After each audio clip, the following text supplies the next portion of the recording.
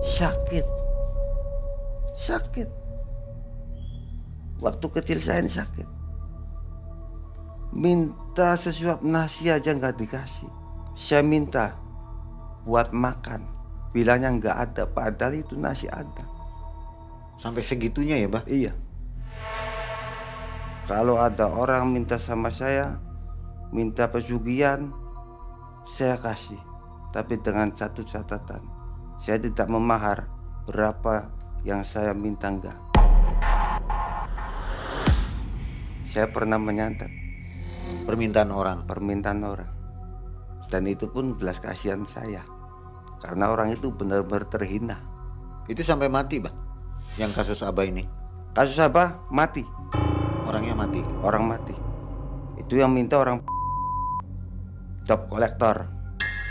Saya sudah beramal orang, saya sudah mengobati orang, tapi hati saya masih hitam. Alif pun saya nggak tahu. Saya buta tentang Al-Quran. Terlahir dari keluarga tidak mampu, membuatnya merasakan pahitnya kehidupan. Hingga pada suatu hari, datanglah bisikan goib dari sosok mengerikan tinggi besar yang menuntunnya agar mempelajari ilmu hitam. Maka menjelmalah ia menjadi seorang dukun di usia 15 tahun. Praktek pesugihan, santet, hingga menjadi backingan caleg menjadi kegiatan yang sering dijalankan.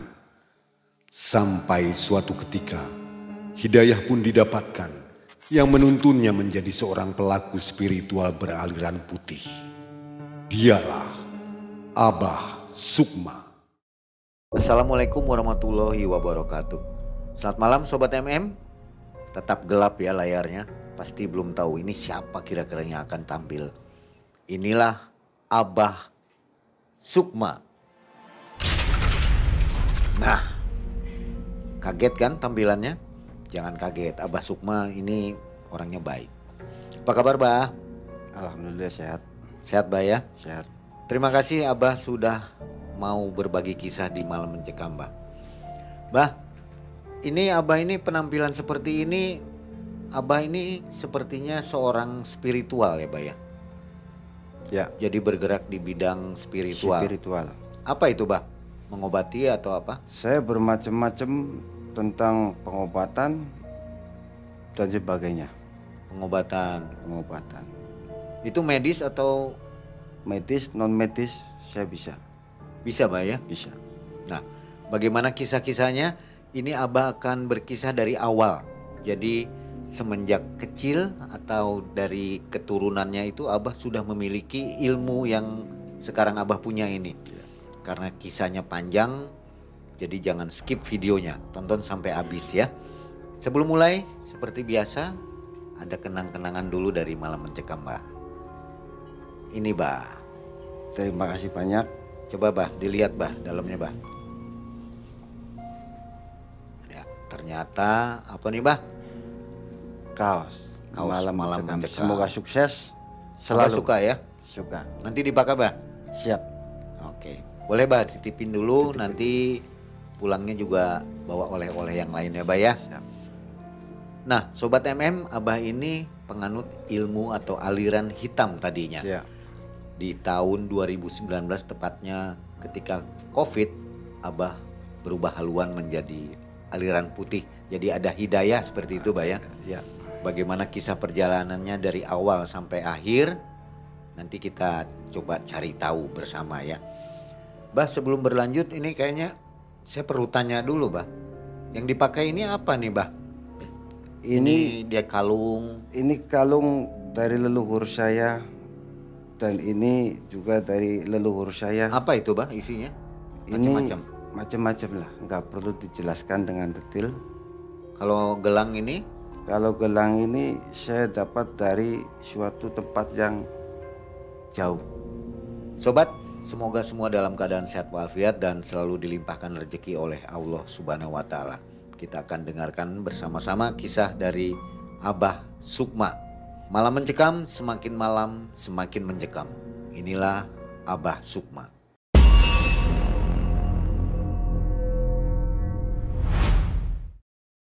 Saya terlahir dari orang yang nggak punya. Bapak saya seorang penarik beca. Dan saya makan juga nggak bisa makan karena apa yang dimakan. Akhirnya saya terlatih dengan sendirinya. Dan sampai sekarang saya masih teringat tentang begitu pahitnya kehidupan saya. Dan bahkan saya pun mau sempat jadikan tumbal. Saya dari umur 10 tahun saya mau dijadikan korban tumbal pesugihan di saat ibu saya sedang hajatan. Dulu kalau orang hajatan kan utang semua. Mau ini utang, mau ini utang, mau ini utang. Akhirnya saya mau jadikan tumbal tentang pesugihan. Datang sosok tinggi besar berbulu mau nyekek saya. Dan orang itu sempat mengatakan kamu akan jadikan tumbal saya. Tapi nggak tahu dalam diri saya nggak ada apa-apa. Orang tinggi besar itu nggak berani. Itu yang mau menumbalkan siapa, Bah? Saudara saya, Saudara sendiri. saudara sendiri. Alasannya apa, Bah? Alasannya saya nggak punya. Akhirnya saya makan, minum di saudara saya. Karena itulah ketidakmampuan orang tua saya. Ditumbalkan, jadi saudara Abah ini cari kekayaan gitu, Bah? Cari kekayaan. Ditumbalkannya Abah.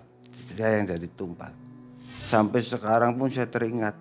Sampai yang ada dalam pikiran saya, bagaimana caranya ibu saya itu terangkat derajatnya.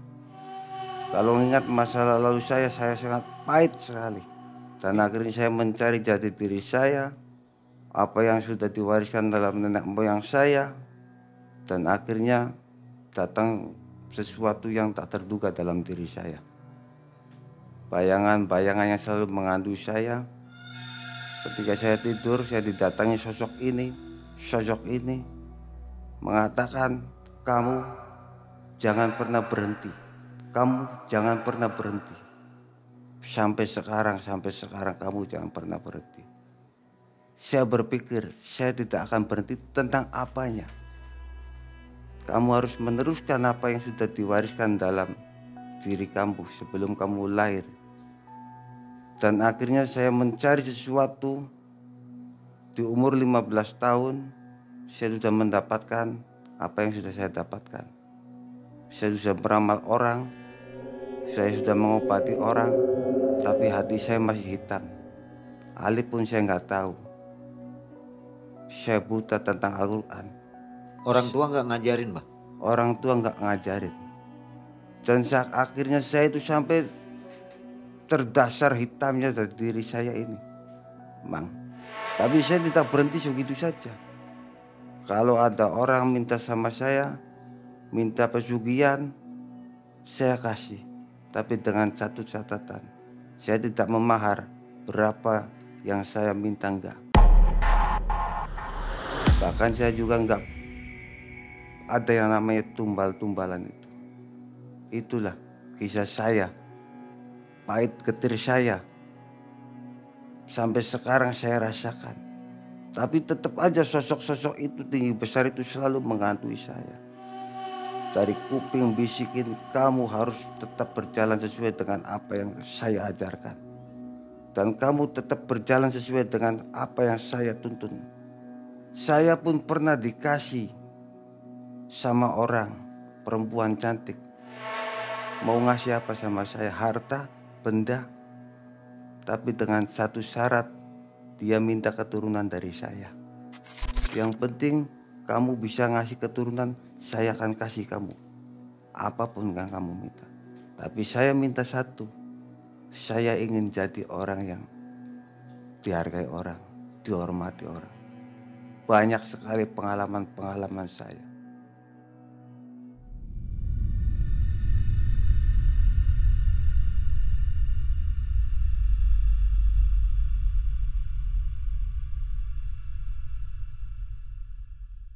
Waktu itu umur 15 Abah sudah punya kemampuan ya, Bah ya? Umur 15 saya sudah punya kemampuan.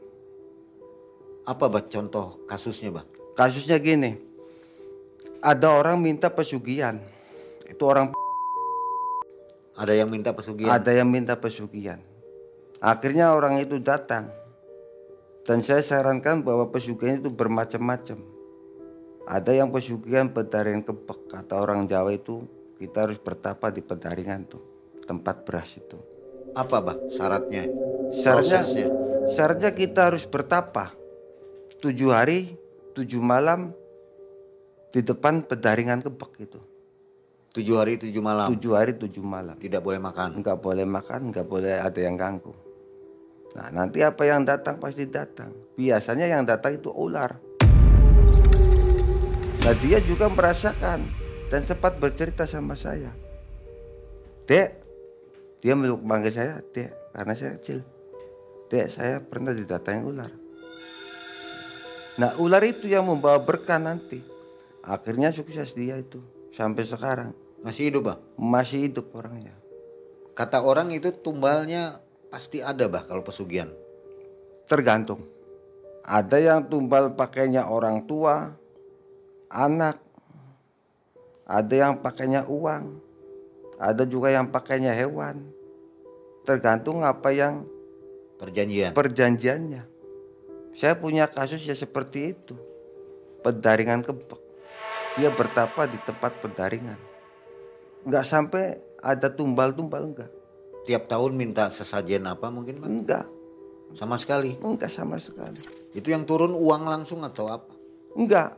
Jadi sesuai dengan proses tentang usahanya dia itu apa. Misalnya kita usahanya jual ini, dengan sendirinya ada yang beli banyak. Itu naik grafiknya bertahap. Dan akhirnya sampai dia itu sampai sukses. Sampai sekarang. Tapi sampai sekarang hilang kontak.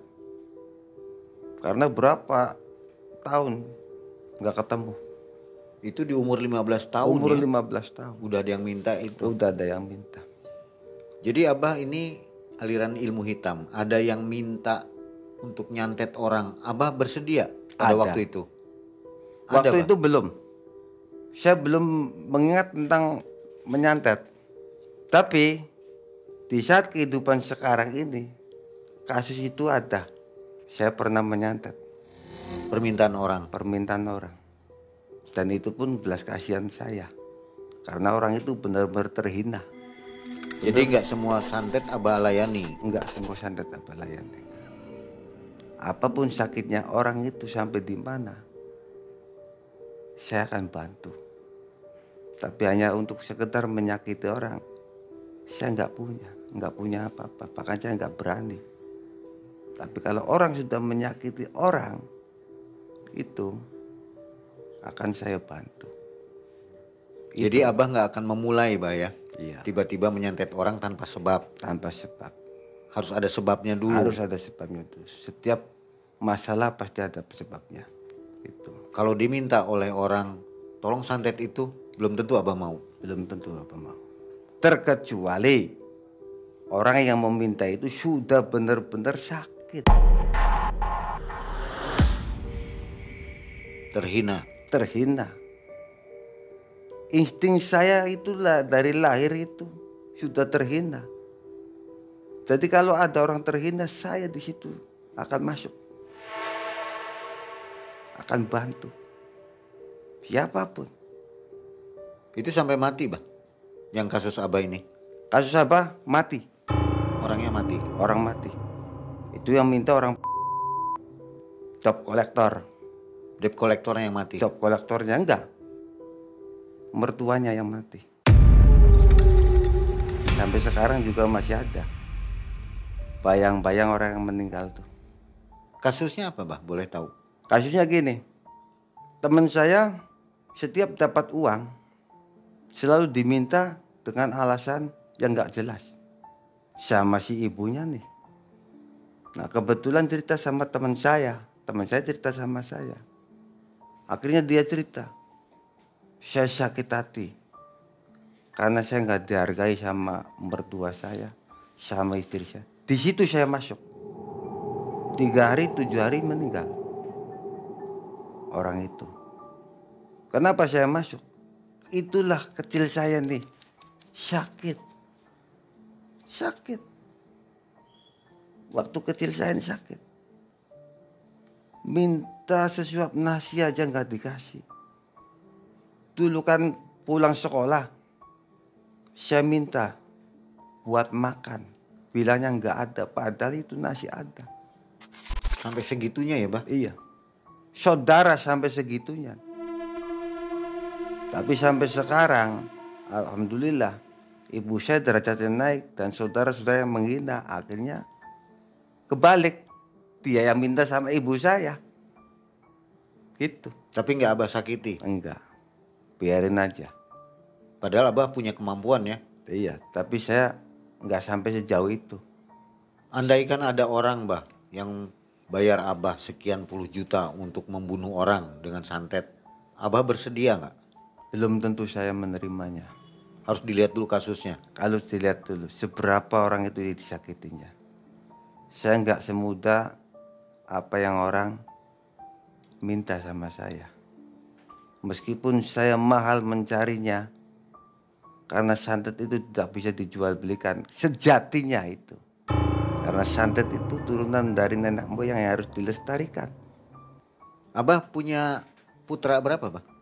Saya punya putra 2. Yang sekolah, yang pertama udah lulus SMA. kesehatan. Yang kedua baru kelas 1 SMA. Mereka mau warisi ilmu Abah nggak? Saya ajarin. Karena ilmu itu jangan sampai punah. Saya turunkan ke anak-anak. Mereka bisa ya. Iya, tapi untuk sekedar menjaga-jaga aja. Kalau yang minta obati ada, Bah? Ada. Kasus apa? Saya pernah mengobati teman saya. Diponis sama dokter. Itu lambung. Di umur 15 tadi ya. Di umur 15. Udah diponis sama dokter 10 tahun meninggal. Kang, kalau orang Jawa ya, Kak, suami saya mau meninggal. Kenapa? Kata dokter, lambungnya bocor, 10 tahun lagi meninggal. Udah kamu main ke rumah saya. Akhirnya dibawalah teman. Dinaikin mobil dan saya refleksin. Tapi itu nggak spontan, harus bertahap. Metode pengobatan itu nggak semudah yang orang katakan. Saya ponis kamu berobat itu berapa? 1 minggu. Dulu cuma 25.000 untuk mengobati lambung. Kalau zaman sekarang itu berapa? 2,5 juta. Tapi kamu berobat sama saya 1 bulan. Saya jamin kamu akan sembuh. 1 bulan itu dibagi 4, 1 minggu 1 kali. Dan sampai sekarang pun masih hidup orangnya. Sehat. Di umur 15. Saya pun kalau mengobati orang, enggak pakai tarif harus segini, enggak. Meskipun ilmu saya ini ilmu hitam. Ya. Tapi apakah hati saya ini harus hitam juga? Kan enggak mungkin. Untuk kasus pengobatan, apa yang Abah pernah sembuhkan selain yang tadi, Bah? Saya pernah menyembuhkan sesuatu orang yang kena santet. Nah, santet itu kebetulan itu dari Bali, Leak. Udah habis berapa orang itu? Orang-orang yang pintar nih, maaf ya. Semuanya nggak ada yang mampu.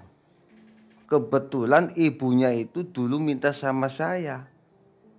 Akhirnya orang itu datang dan saya obatin di rumah 1 minggu. Datang itu Leaknya, garang Abah.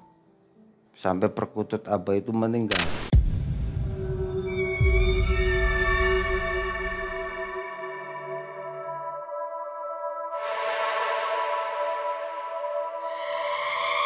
Begitu perkutut saya meninggal, di depan rumah saya itu ada benturan. Wah, seperti bola api itu menyala. Orang yang masih diobatin nih, pingsan, nggak sadarkan diri. Keluarnya itu tuh dari tubuhnya. Nah, akhirnya 1 minggu di rumah saya dengan pengobatan-pengobatan, dengan ramuan-ramuan, sampai sekarang usahanya jalan lagi. Tadi kasus tentang pengobatan santet, Abah sudah mengalaminya. Abah juga pelaku santet, tapi Abah juga sering mengobati santet.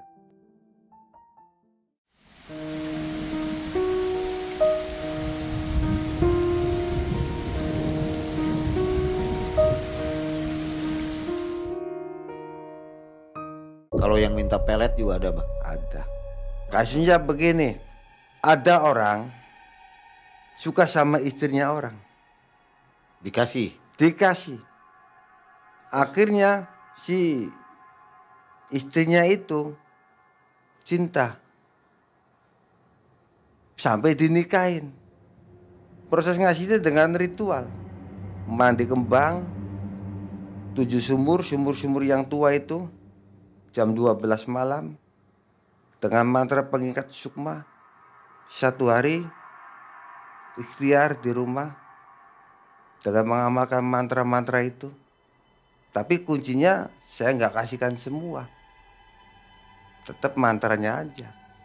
Sampai bertataran itu suaminya, sampai bercerai. Nah baru dia bilang sama Abah, "Bah, itu punya suami, saya tahu. Tapi yang penting kamu nikahin dan kamu nafkahin anak-anaknya. Kalau kamu nggak nikahin dan nggak nafkahin anak-anaknya, kamu kualat nanti." Lalu Abah sering bantu juga para pejabat. Caleg-caleg pernah kasus? Caleg pernah kasus. Seperti Sampai apa, sekarang ada 2 periode jalan, mau 3 periode sekarang. Saya ponis bahwa orang itu mau jadi caleg seumur hidup, nggak ada yang kalah. Saya sudah jamin. Tadi metode tentang membantu sesuatu pemilihan legislatif itu banyak sekali mistis-mistisnya. Dan semuanya orang tahu bahwa satu caleg itu nggak mungkin nggak pakai mistis, semuanya pakai. Nggak mungkin polos. Nggak mungkin polos, saya jamin 100%. Pasti semuanya punya. Kalau nggak ada yang punya itu bohong. Semuanya punya. Termasuk pejabat-pejabat yang sekarang nih, Bah. Punya. Saya ingin tahu perangnya itu seperti apa sih, Bah? Nah perangnya gini. Itu saya waktu itu berikhtiar di rumah. Dan kebetulan perewangan saya kan ada. Sosok tinggi besarnya itu selalu memberitahu saya bahwa malam ini akan ada serangan. Itu pasti ada. Pasti ada bisikan-bisikan itu. Nah di rumah saya juga pasti ada yang namanya bola api. Orang lagi tidur, banyak yang nemonin tuh. Itu baru caleg, belum pilwu. Lebih parah lagi, Bah. Lebih parah lagi daripada caleg. Saya mengalami itu. Yang diserang itu spiritualnya. Tapi si caleg ini sudah dilindungi dulu, Sudah Bah. bentengi. Sudah. Kalau spiritualnya nggak kuat ya pasti meninggal. Itu terus-terusan, Bah, ya, setiap hari? Setiap hari. Sebelum malam hari itu setiap hari ada. Itu bayarannya mahal kan, Bah? Kalau bayaran bervariasi, Bang. Tergantung berhasil atau enggak. Tergantung berhasil dan tidaknya, biasanya dibayarnya kalau berhasil. Jadi DP dulu gitu. DP dulu. Nah kalau berhasil, nah baru dikasih full gitu. Andaikan caleg ini nggak pakai spiritual, Bah, seperti apa? Sudah dipastikan nggak ada yang menang. Karena spiritual kan mengandung unsur metafisika yang bisa menarik orang. Rumit ya, Bah, ya? Rumit. Abah pernah ngalami pemutusan pesugihan, Bah? Pernah. Seperti apa, Bah? Ini, Abah pernah mengalami sesuatu, orang yang meminta kepada Abah tentang untuk memutuskan pesugihan. Padahal orang itu udah kaya, tapi minta diputuskan. Abah tanya, kamu perjanjiannya waktu itu apa? Tumbalnya. Nah kebetulan waktu itu tumbalnya kepala kerbau 3. Nah, dia menjalani jenis ritual yang ada di wilayah kulon. Makhluknya seperti lembu. Kalau orang Jawa mengatakan itu lembu andini, ular berkepala lembu. Padahal dia udah punya segala-galanya. Alasannya dia itu selalu dihantui. Setiap malam purnama itu di rumahnya itu selalu didatangin orang-orang yang meminta agar dianya itu dijadikan tumbal. Padahal setiap tahunnya nggak pakai tumbal, cuma kepala kerbau aja. Tetap diminta. Tetap, tapi setiap malam purnama dia itu minta kamu harus ikut sama saya. Nah, takutnya di situ dia itu. Nah, makanya dia datang sama Abah untuk memutuskan. Oke, Abah bantu. Tapi dengan catatan maharnya itu harus ada. Buat apa? Bukan buat saya. Buat mencucikan harta kamu. Kalau sanggup, Abah kasih nominalnya. Kalau nggak sanggup, ya udah kamu pulang dari rumah saya. Dia itu aku akhirnya menyanggupi. Berapa nominalnya? Berapa yang ada dalam pikiran kamu keluarkan? Akhirnya dia mengeluarkan sekian. Waktu itu 70 juta. 70 juta itu bukan untuk Abah, untuk mencucikan harta yang dapat dari pesugihan itu. Uang itu diserahkan kemana, Bang? Uang itu saya ambil dan Abah kebagikan ke orang-orang yang membutuhkan.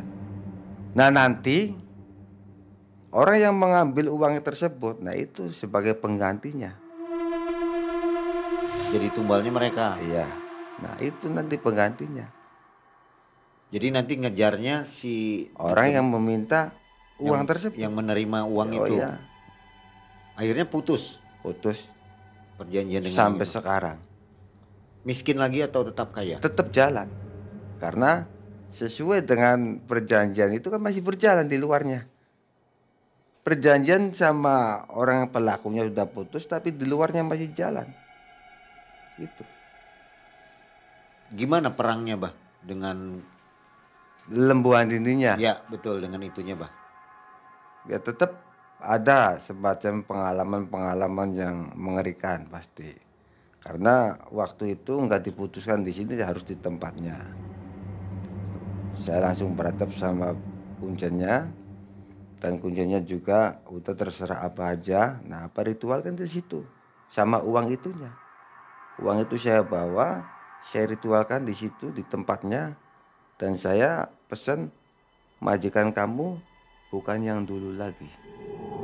Majikan kamu yang menerima uang ini, itulah minta sama dia. Ganti perjanjian. Ganti perjanjian. Jadi nggak dengan kekerasan ya, Bah ya? Enggak. Negosiasi dengan ritual gaib itu. Sampai sekarang dia masih berjalan usahanya. Bisa gitu ya, tukar tumbal. Tukar tumbal itu ada, metode tukar tumbal itu. Tapi itu dulu. Sekarang ya Abah nggak mau. Karena Abah sudah beralih ke putih ya, Abah Bah? sudah beralih ke putih. Ya, jadi sobat juga jangan salah paham, ini belum tamat ceritanya. Ini cerita pengalaman Abah kan, bukan yang sedang terjadi. Iya. Itu yang lalu. Yang lalu. Oke, ada nggak, Bah, yang minta agar rumah tangganya itu awet, Bah? Ada. Itu terlalu banyak yang minta kayak gitu tuh. Banyak, paling banyak. Paling banyak. Karena kehidupan rumah tangga itu paling yang favorit, yang paling utama. Tapi yang kebanyakannya itu yang meminta selalu rumah tangganya itu akur, tapi tetap ujung-ujungnya ya pesugihan, karena orang kan duniawi yang dicari. Itu. Ujung-ujungnya minta Ujung-ujungnya anggar mintanya kayak gitu. Tuh, tapi masalah tentang rumah tangga akur apa itu yang paling banyak Abah tanganin tuh. Oh, jadi beberapa pasien mintanya tetap minta pesugihan. Tetap.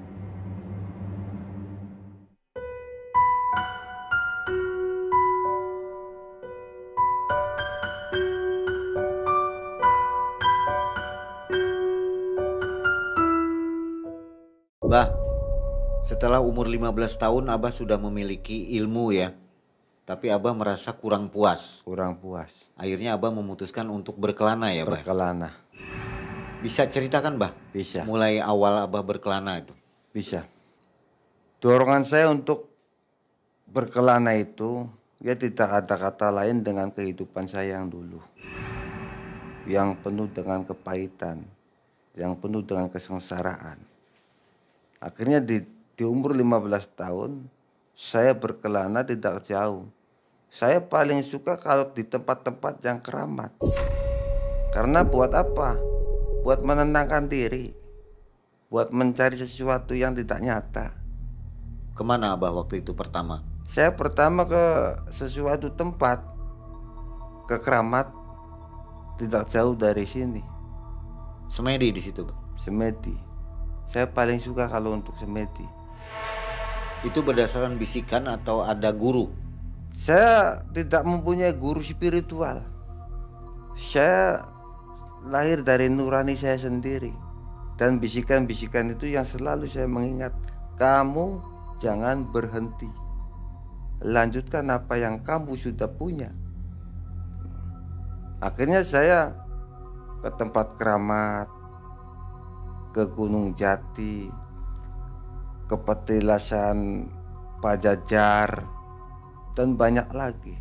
Itu dengan jalan kaki, mencari jati diri saya, mencari keilmuan saya. Saya waktu semedi ada seorang kakek-kakek. Kakek-kakek itu mengatakan kepada saya, kamu akan jadi orang hebat.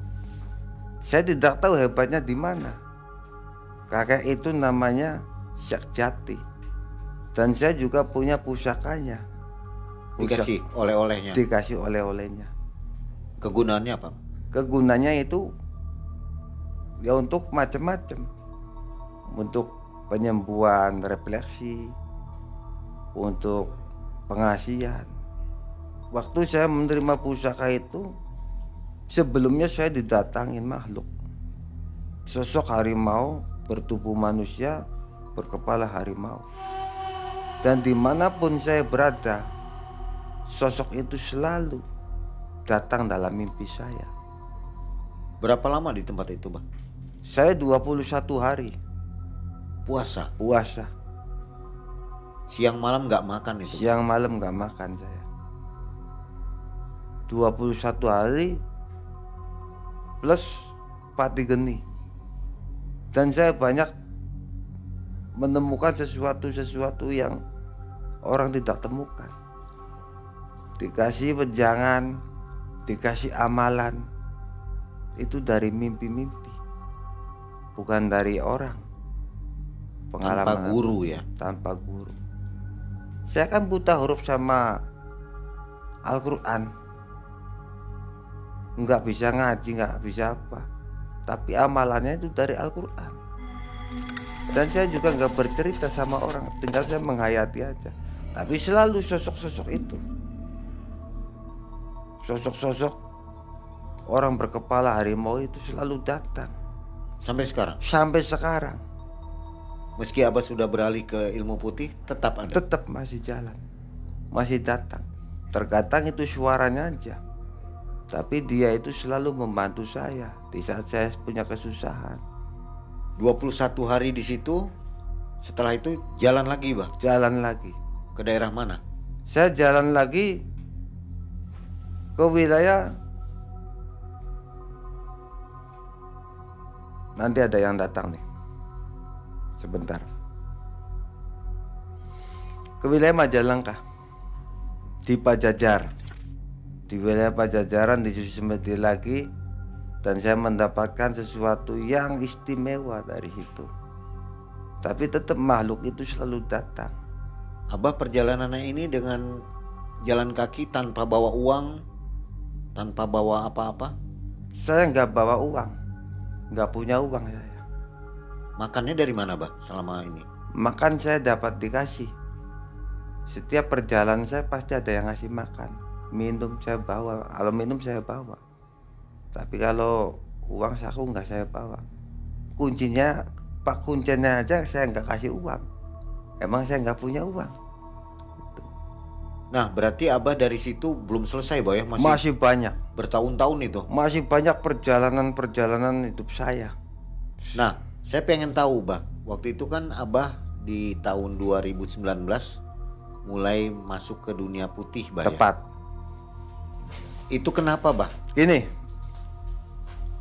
saya melihat, saya kan punya istri, punya anak. Gak mungkin perbuatan saya selalu hitam.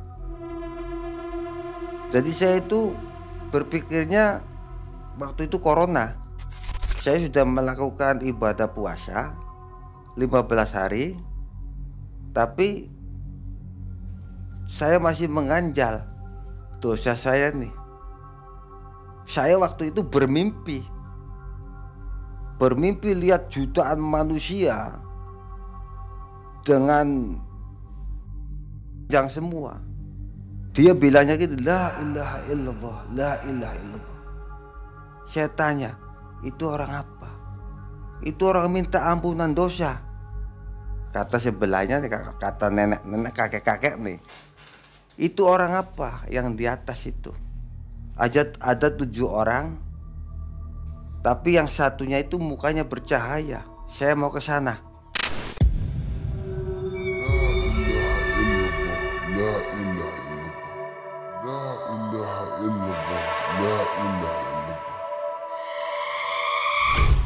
Kamu belum waktunya ke sana. Kamu belajar dulu kalau mau ke sana. Itu 1 hari. Terus keduanya lagi bisa bermimpi lagi. Didatangi nenek-nenek. Dia bilang sama saya, cucuku, kalau mau jadi orang, jadilah orang yang sejati. Kalau kamu mau jadi imam, jadilah imam yang sempurna dalam mimpi. Ya seperti apa? Kamu harus bisa ngaji. Saya nggak bisa ngaji, nah. Kamu harus belajar mengaji. Siapa yang ngajarin? Saya, kata nenek. Akhirnya saya dibangunkan sama istri saya pas sahur. Saya berpikir, Mak, besok Mak beli Iqra. Buat apa, Bah? Buat belajar apa? Istri saya nggak percaya. Kaget ya? Kaget, demi Allah. Yang benar, saya ingin jadi imam yang sempurna untuk keluarga. Tentang masa lalu saya, biarkan ini berlalu. Saya mau benahi hidup saya yang sejati.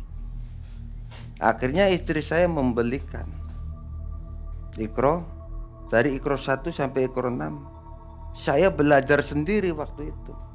Walaupun istri saya bisa, tapi lihat saya, istri saya bingung. Kok suami saya bisa baca Iqra? Akhirnya saya belajar sampai Iqra 6. Mak, belikan Al-Quran. Kata istri saya, Bah, orang kalau belum bisa mengaji, jangan dulu ke Al-Quran. Saya balik tanya, kenapa? 1 huruf saja salah, 1 ayat saja salah akan berdosa. Saya bentak istri saya. Emang Tuhanmu kamu? Kalau kamu bisa, ajarin saya. Meskipun 1 ayat salah, tapi saya bentuknya itu belajar. Dosanya dari mana? Orang belajar kok dosa?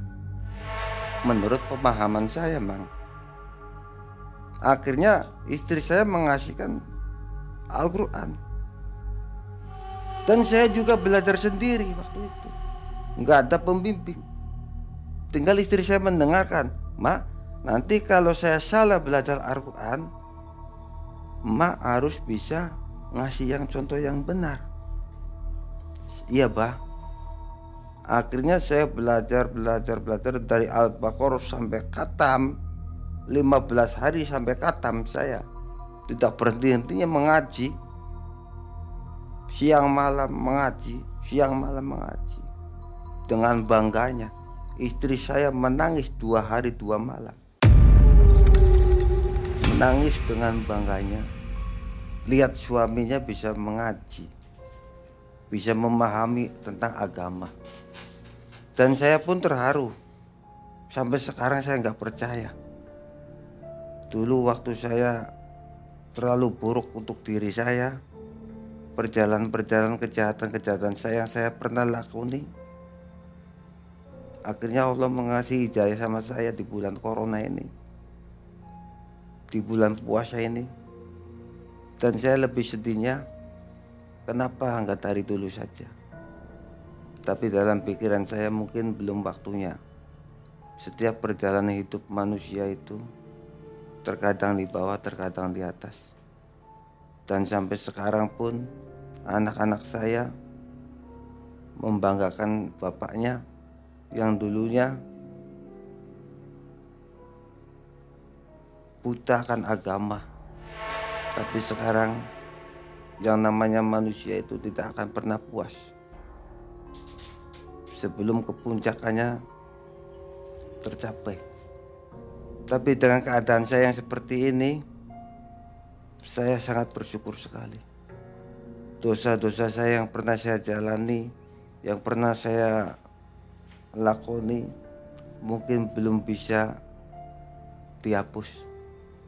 Tapi dengan perasaan-perasaan saya, dengan zikir-zikir saya, mudah-mudahan Allah mendengar. Karena manusia sesungguhnya yang sejati itu hanya meminta ampunan dosa, bukan meminta harta dan benda. Apa yang saya minta sama Tuhan saya, sama pencipta saya, agar semua dosa-dosa saya dihapuskan. Oke, Sobat MM, kisah dari Abah ini adalah kisah permulaan. Jadi Abah sudah hijrah ke jalur putih, Bah ya. Tapi Sobat MM, pasti semua ingin tahu perjalanan ketika Abah menemukan ilmu-ilmu atau mendapatkan ilmu-ilmu di berbagai tempat. Petualangannya seperti apa? Nanti Abah coba mengisahkannya kepada kita semua. Abah siap ya menceritakan perjalanan waktu Abah mencari ilmu, Bah? Siap. Itu berapa puluh tahun saya juga nggak tahu. Sampai keliling Indonesia mungkin ya, Bah ya? Ya. Mudah-mudahan dari kisah yang pertama ini Sobat mendapatkan banyak pelajaran baru bahwa hitam tetap bisa menjadi putih, Bah ya, tidak selalu menjadi hitam. Untuk Sobat yang ingin mendengarkan kisah lebih lanjut kisah Abah Sukma ini, silakan komentar di bawah. Jadi nonton videonya jangan sepotong-sepotong. Silakan komentar, kita tunggu untuk melanjutkan kisah Abah selanjutnya. Terima kasih Abah. Sama-sama. Mang Ei dan tim undur diri. Assalamualaikum warahmatullahi wabarakatuh. Waalaikumsalam.